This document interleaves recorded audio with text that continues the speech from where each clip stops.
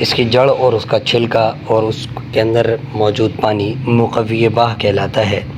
یہ شدید مقوی باہ جڑی بوٹی ہے، بالکل آقرقرہ کی طرح۔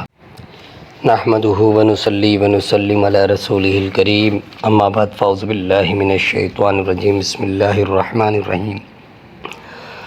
ہربلز کی جانب سے ڈاکٹر فہیم ہربلی صاحب کو پروگرام میں خوش آمدید کہتے ہیں۔ السلام علیکم ورحمۃ اللہ وبرکاتہ۔ ناظرین، آج ہم بات کریں گے دیونل کے پودے کی۔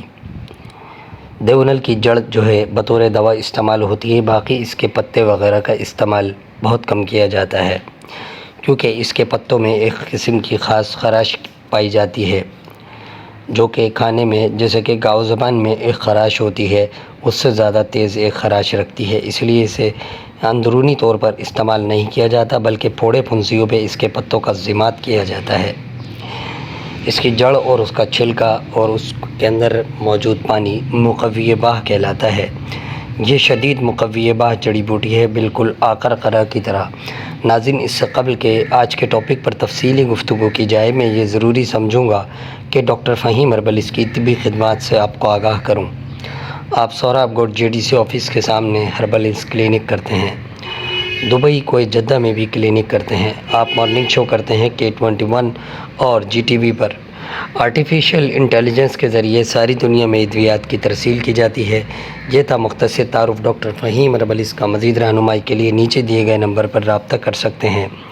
ناظرین، اس چینل کو ضرور لائک کریں، کیونکہ ڈاکٹر فہیم ہربلز بڑی محنت اور کاوشوں کے ساتھ ان جڑی بوٹیوں تک رسائی ممکن کرتے ہیں اور نئی طرح کی جڑی بوٹیاں اور انفارمیٹیو پروگرام اب تک پیش کرتے ہیں۔